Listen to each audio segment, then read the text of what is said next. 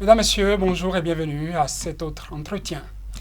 Souscrire à un service, parfois sous la pression du besoin, il arrive qu'on ne fasse pas toujours attention à toutes les clauses du contrat qu'on signe et qui nous lient à des fournisseurs. Et ça, c'est au cas où des informations sont disponibles pour éclairer le consommateur. Dans certains cas, il arrive que le fournisseur dispose de son offre. Le contractant, lui, n'a pas toujours le choix. Il reçoit au meilleur des cas l'information laissée à la cantonade. Que ce soit des consommateurs ou des fournisseurs, s'agit-il là de comportements normaux? Quid du droit des consommateurs dans les changements opérés par les fournisseurs? Quelles sont les marges de manœuvre dont disposent les consommateurs dans les choix qu'ils ont à faire? Mieux savoir pour mieux choisir, mesdames, messieurs, c'est la lanterne que nous allumons dans cet entretien. Nous allumons la mèche avec le président de l'association La Voix des consommateurs, Robert Akambessi. Bonjour. Bonjour. Merci d'avoir répondu encore à notre invitation, puisque chaque semaine, on vous retrouve au moins une fois. Merci, je profite pour vous souhaiter mes meilleurs voeux pour 2021. Heureuse année. Merci. Et meilleurs voeux aussi vous, à l'ensemble des consommateurs et également aux téléspectateurs, à tous nos téléspectateurs, à toutes nos téléspectatrices.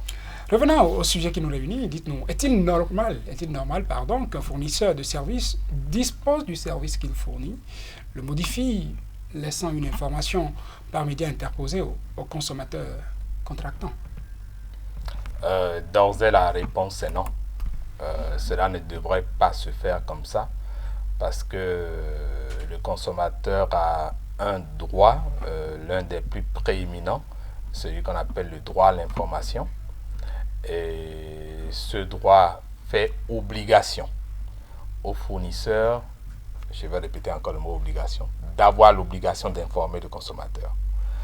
En fait, ce droit, il permet au consommateur de disposer des éléments, de toutes les données qui doivent lui permettre de faire un choix conséquent, un choix responsable, un choix en toute connaissance de cause.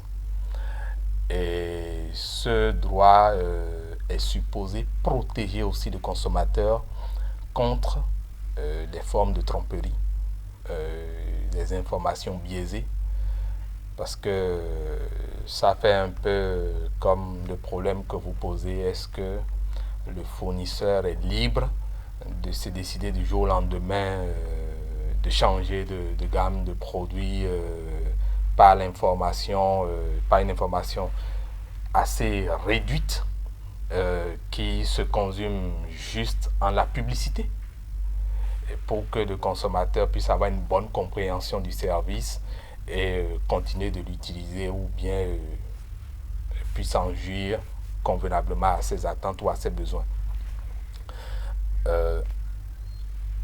Ce qui concerne l'information du consommateur, ça demande à ce que le fournisseur puisse donner assez d'informations au détail près.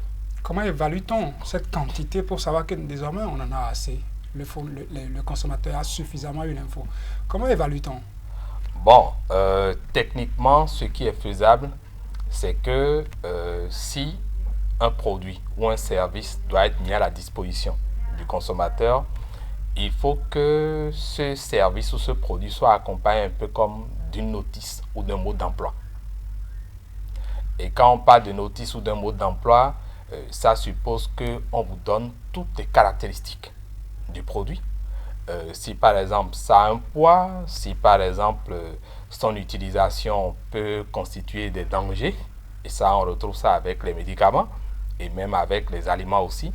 Si il doit avoir une date de péremption par exemple, si c'est un objet un équipement électrique ou électronique qui doit supporter une certaine tension, si c'est du 220 volts, qui est ce que nous utilisons par exemple au Bénin. Si on doit aller dans d'autres pays où c'est du 110 volts, toutes ces informations doivent être disponibles. C'est comme une fiche technique. Exactement. Donc, toutes ces informations doivent être assez fournies. Quand on prend le cas des banques, par exemple, vous avez les conditions générales d'utilisation. Les banques ont l'obligation de l'afficher dans les agences pour que n'importe quel client qui vienne puisse lire aisément. Mais déjà, vous voyez par exemple, lorsque on met l'information en de très petits caractères, qui sont même difficilement lisibles pour quelqu'un qui porte des verres optiques, pour agrandir la lecture, vous comprenez que pour quelqu'un qui n'en porte pas, ça devient encore plus compliqué. Déjà, quand les caractères sont fins, c'est comme s'il ne faut pas donner d'importance à ça, c'est subsidiaire, on ne fait pas toujours attention. Et donc, ça fatigue les yeux. Et ça fait une contrainte, trop d'efforts. Et donc, c'est des stratégies utilisées en fait un peu comme pour tromper la vigilance du consommateur. Vous avez parlé des contrats. On ne peut pas avoir d'échange, de transactions commerciales sans qu'il y ait un contrat. Qu'on stipule clairement ce que nous vous donnons comme produit ou service, voilà les conditions dans lesquelles nous les offrons. Si éventuellement il y a des problèmes de votre part, c'est-à-dire si c'est vous qui portez préjudice en tant que consommateur au fournisseur, voilà comment le fournisseur doit réagir. Si c'est le fournisseur qui porte préjudice aux intérêts socio-économiques du consommateur, voilà ce qui devrait en avoir, ce qui devrait suivre. Si les litiges ne sont pas réglés à l'amiable, on devrait se retrouver devant les tribunaux. Et donc, toutes ces clauses doivent être détaillées de façon claire et limpide.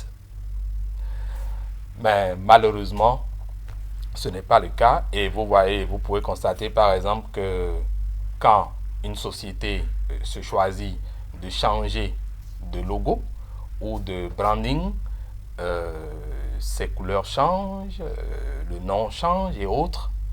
Ce n'est pas simplement par des médias ordinaires ou bien par une seule sortie médiatique que cela doit se faire. Les consommateurs de cette société ont laissé certainement leur contact auprès de cette société, donc l'information doit leur parvenir par les canaux de ces adresses-là. Déjà, dites-nous, est-ce que ces sociétés-là sont en droit d'opérer ces changements à partir de là? Oui, une société est libre de changer de branding, mais la question c'est comment est-ce que l'information se fait? Oui, j'allais demander juste après cette question que la société a aussi le devoir d'informer c'est une obligation. Ses clients. C'est l'obligation d'informer pour les fournisseurs. Et donc, ça doit se faire suffisamment pour que les clients ne se laissent pas tromper. Parce que, imaginez, dans certains contextes, ça peut ressembler à l'arrivée d'une nouvelle société. Parce que je ne reconnaissais pas ce branding. Je ne reconnaissais pas ça. Et donc, je peux penser que c'est une nouvelle société qui est arrivée. Si je ne vois plus les enseignes de l'ancienne société, je peux penser qu'elle a fermé. Et donc ça, c'est très grave même. Vous savez que pour ça, certains peuvent jeter leur carte SIM et aller prendre une autre. Bon, j'ai lâché quelque chose. Oui, vous parlez de carte SIM, mais puisque vous avez lâché carte SIM, vous avez donné un exemple de branding de société de téléphonie où là, on a juste changé l'apparence, les couleurs et tout ce qui va avec. Et puis arrivé un autre cas où on en a connu dans certains pays où une offre qui a été disponible à un prix donné, la société ou le fournisseur revoit le prix carrément et se contente d'informer le consommateur pour dire à partir de tel moment, vous n'aurez plus ceci, vous n'aurez plus cela, alors que j'ai déjà acquis des équipements que j'utilise depuis.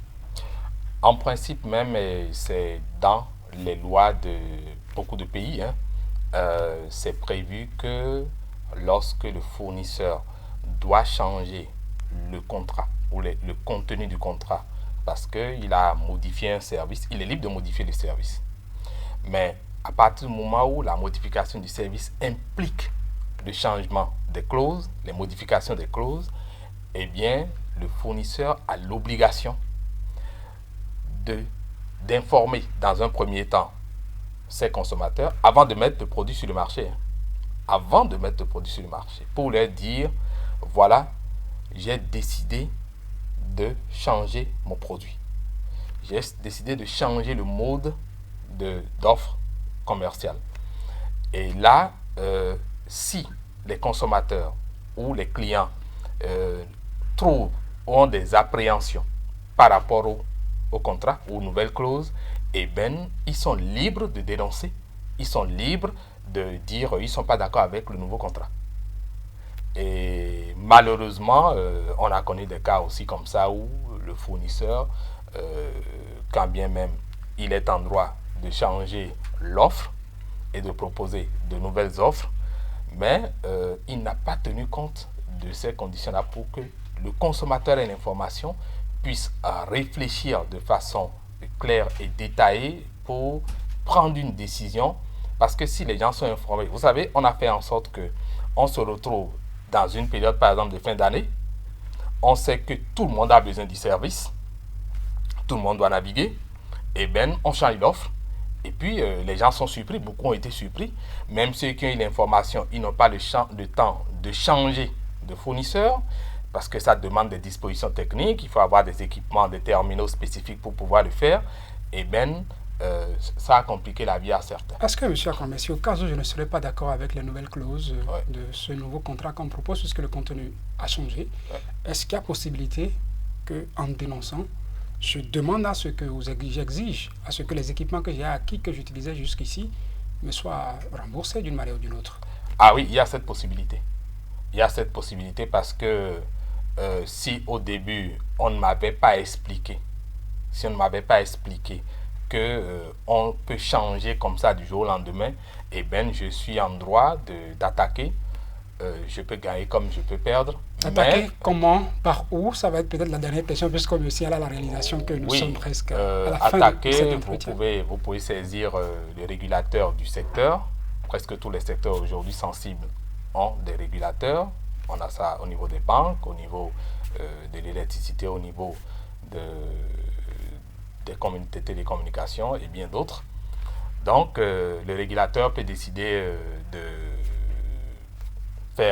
prendre d'autres dispositions au fournisseur pour qu'il corrige la faute à lui reprocher. Tout comme si il y a un certain nombre de consommateurs qui ont été vraiment victimes d'un changement brutal et